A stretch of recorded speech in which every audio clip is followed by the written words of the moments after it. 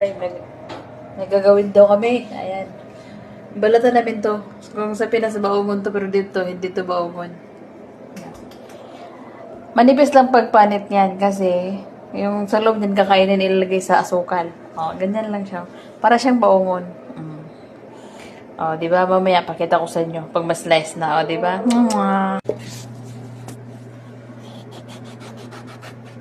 Yan mga kanda, yan ang pagbalat nila. Manipis lang yan, o. Kasi yung puti, kakainin yan.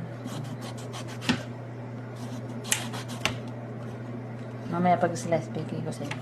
Pakita ko sa inyo mamaya pag-slice. O, yan ang mga kanda, in-slice na. Lahat yan kakainin. Kasi kanina binalatan manipis ayan. Kala nyo baungon yan, baungon. Ano daw yan? Gamot sa colon cancer. Maganda daw yan sa bituka natin. Ito, sobrang asim nito. Kaya kailangan ng sausawan ng asukal. First time mong kakain, sobrang asim talaga. Pero maano ka, masasarapan kapag sa tagmatag.